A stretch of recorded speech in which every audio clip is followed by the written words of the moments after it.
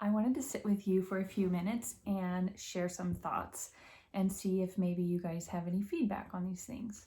I was visiting with a client this morning, and due to the virus and pandemic, we are doing these things via telehealth or on a platform that is video based, such as Zoom, Doxy.me, FaceTime, Skype. Normally, with telehealth, you can't use certain types of platforms such as Skype, FaceTime, and Zoom. But currently, with all of the virus stuff, the rules have changed just for a short period of time. That said, I was thinking during the visit I was having with my client how beneficial telehealth can be for people with chronic conditions. As a licensed professional counselor, I have really very few times utilized telehealth, and that has only been for clients unable to make it in and really needed an emergency appointment, or for traveling nurses and traveling occupational therapists and so forth.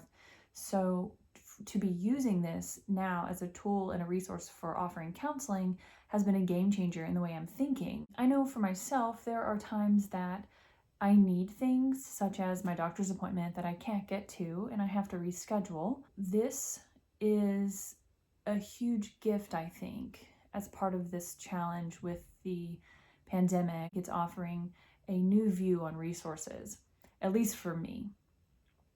I was wondering what you guys thought about this. How would that be to be able to sit and do counseling? I personally prefer face-to-face, being able to sit with my client in the room, but this has added a dimension that makes it available for opportunities when you can't get to the counseling office. That said, what do you guys think? All right, so I want to share a couple of things with you. The first thing I had in mind was reading this entry that I came across in the book that I recently discussed, which is Your Daily Rock. The title of this is Give a Voice to Joy. I'm just going to read it to you so that you can actually get word for word instead of me just telling it to you and maybe missing something. So it says, "The most wasted of all days is one without laughter." E.E. Cummings. If joy has a voice, it surely is laughter, or maybe it is a silence so potent and full, it is almost bursting. Or perhaps it is the sound stars make when their light finally reaches us, a celebration beyond twinkling, or the pop of an exuberant balloon.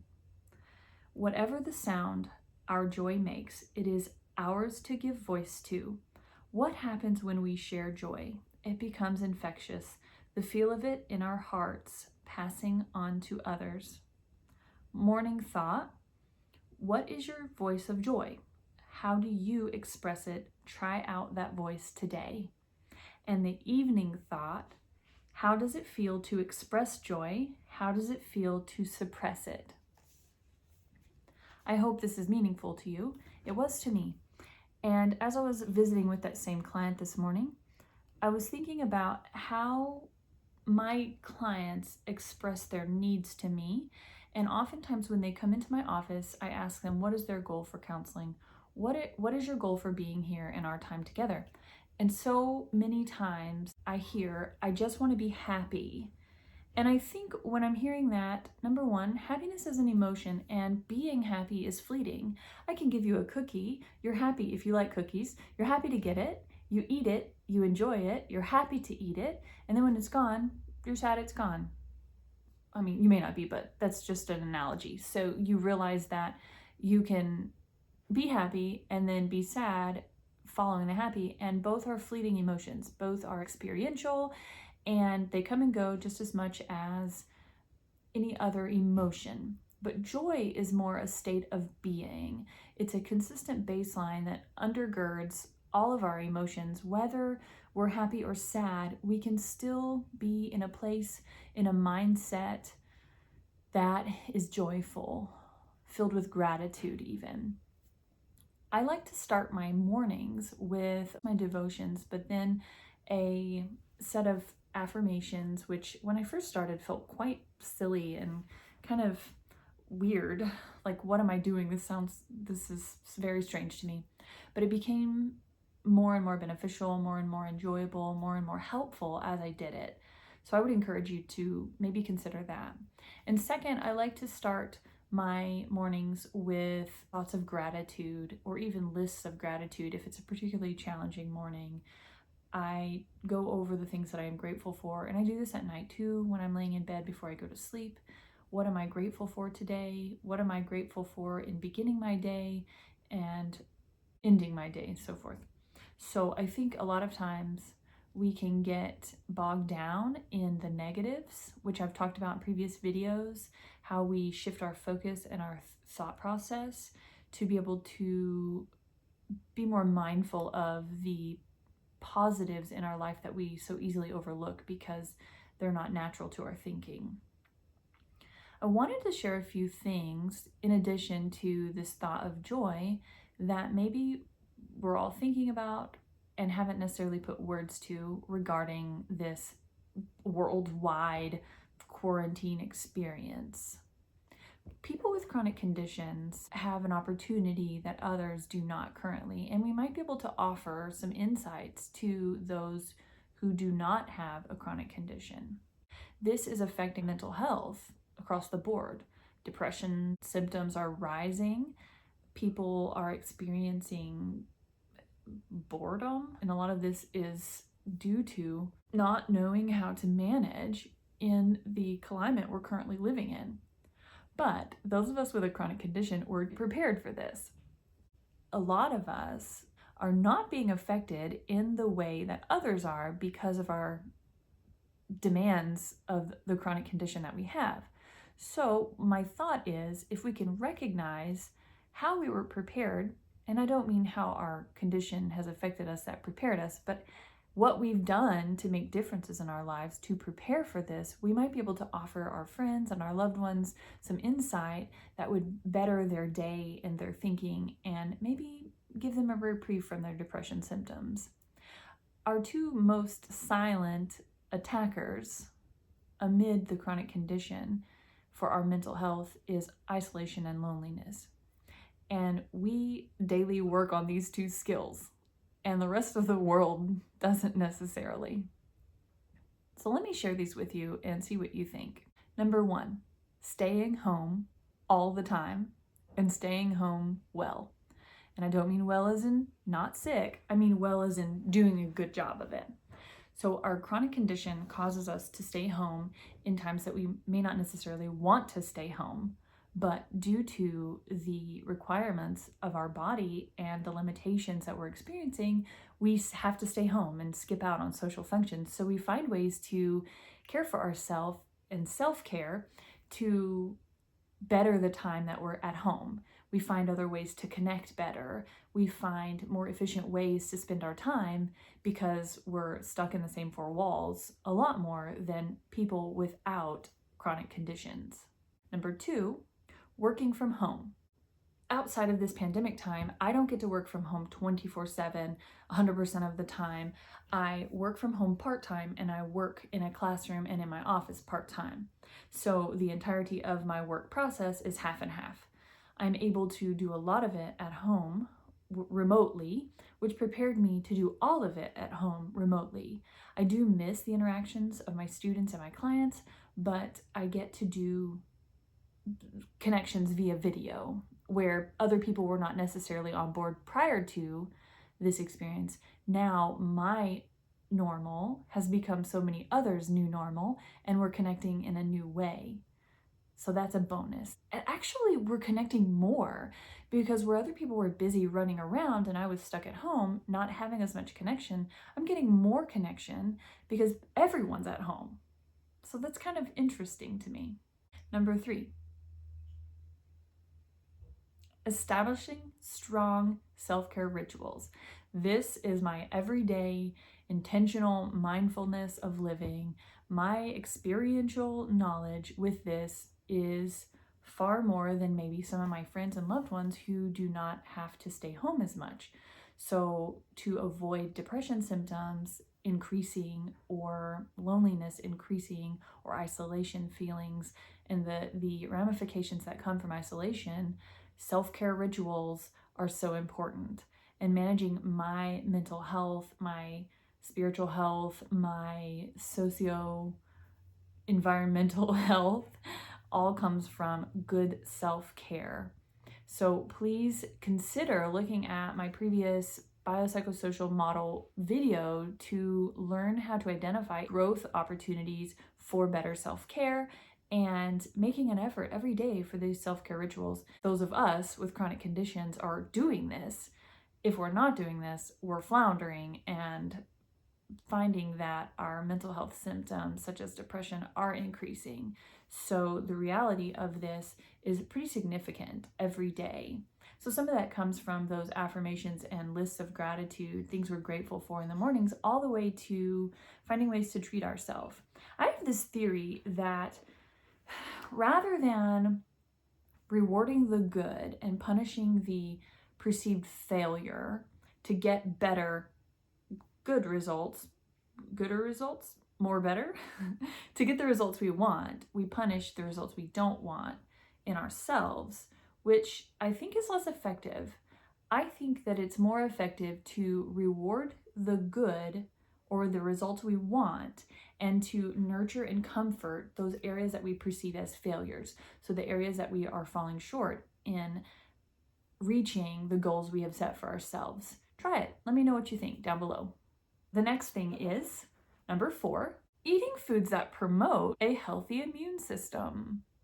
Immune systems are so sticky with chronic conditions. So I'll just say eating foods that make our body work in the way that is best and most beneficial to us, that provides us with the most fuel and ability to live in the way we want to live. I would say that falls into this. So that is many people who are currently self-quarantined and isolated that are not accustomed to it are snacking their way through their quarantine snacks. And this is just kind of our normal everyday life, those of us with chronic conditions. For me, nothing has changed food-wise. I try to be mindful and do intuitive eating. I eat what my body wants, and I try to manage things that way. My body is kind of fussy about food, so it's different every single day. Number 5, learning new things to continue personal growth. This is all of those learning things that we experience through self-discovery. For me, most of this has been spent in my PhD program over the last several years. I'm coming quickly to a close with that, and I'm so happy about it, honestly. I'm a little bit burnt out, and there are so many things on my list that I want to do to learn and explore more, such as add to languages and write more. I very much enjoy writing, so I have a couple of books in the works that are added to my last 2 publications. That is not counted in my a project I recently got to be part of, which I really enjoyed in a textbook, contributing to a collaborative work in a textbook format. So I do like to write a lot, and I enjoy those types of projects and hobbies. I do photography, things that I can do inside and outside. I enjoy other like DIY projects depending on my energy. So I have a list of hobbies that I enjoy, and I also have a list of things that I would like to try. When it comes time for me to look for something to do, maybe I have a measurement of energy, and sitting and trying to think through what is something I would like to do today that I haven't done before. I already have a list of those things so that I can go to it and refer to it rather than trying to think of it on the fly. And I find that to be helpful. Number 6, keeping fear and mental health in check. People with chronic conditions have to do this every day or it gets out of control. It can run rampant, fear can take over your life, and that sublimates into anxiety and panic and catastrophizing, thinking of the worst case scenarios. This is something that is new to so many because our busy life keeps us moving and we don't sit still long enough to think through the what ifs and the worst case scenarios. And if we get still long enough, sometimes those things can creep in and it can be quite unnerving and really hard to deal with. So for those who this is new to, it's hard. Keeping yourself in check, keeping your mind in check is a really intentional self-awareness key piece that requires attention in a very intentional way. If you're not accustomed to it, there's a real learning curve there that you have to stay on top of it, or it can get out of control, kind of like a snowball rolling downhill. Number 7 would be maintaining and supporting those important social interactions for those with chronic conditions. I think we do this as well as is available. So right now, in this time, I'm actually having so much interaction with people via text, social media, video calls, so forth, that I'm actually trying to set limits in a sense. So I'm choosing how much social interaction that I can manage in addition to my workload, my expectations, and my daily responsibilities, because so many people are sitting at home and looking for connection and ability to connect that they are more aware of the intentionality of connecting, that people being home is creating more connection for me, and I'm only used to such little connection that this is like party time, celebration, so much connection, and it's a lot. So I am enjoying it and also overwhelmed in a sense by it. Lots of scheduling and calls, and I'm sitting in my chair and tuning into hour after hour of meeting and client and student and friend and loved one. Trying to juggle it all and manage it is really interesting. Probably 10 times more screen time than I'm used to, which is challenging. There are consequences, positive and negative, to more and more screen time. So I am very aware of that at this point. 2 more left. I would like to say that number 8 is probably going to go along with the bit that I read to you at the beginning of this video, which regards joy. Finding and creating joy in otherwise really challenging times. We are all being faced, those with chronic conditions have been faced with this for a while. Those who are new to the stay-at-home game, this is challenging. Finding ways to nurture joy and creating more joy, adding to your joy to create a consistent, healthy baseline of functioning of contentment, peace, and joy throughout your day. I think people with chronic conditions have the corner market on this. So we don't have the option to run away when we want to. There's not a break or a vacation or a day off. Finding ways to maintain our joy and choosing joy is part of our daily stuff. I do feel compassion for those who are just now entering into the reality that this is something that has to be intentional. Every single one of these points that I have made, I think, call for intentionality, self-awareness, and mindfulness. And that can be really hard when your mind is not trained in that way. For me, I rely so much on my mind and my brain power and my ability to cogitate, which can be inhibited by medications or symptoms or exhaustion. So my body sometimes fails me more than my mind does. And my mind, I have the ability to be more mindful and intentional than maybe somebody who's just now to the game.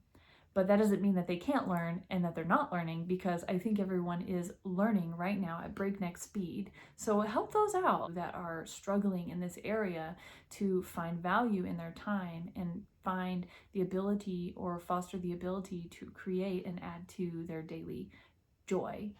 And the last one, last but absolutely not least, is the ability to be comfortable with or okay in taking this experience one day at a time. Being a recovering perfectionist, this is something that I work on all the time.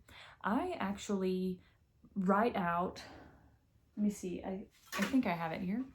I write out my list in a steno pad, and this is my favorite mode of list making. I write all of my daily or to-do list, and then I gleefully check them off from my steno pad. I have learned that I have to be okay with not everything being checked off on my list.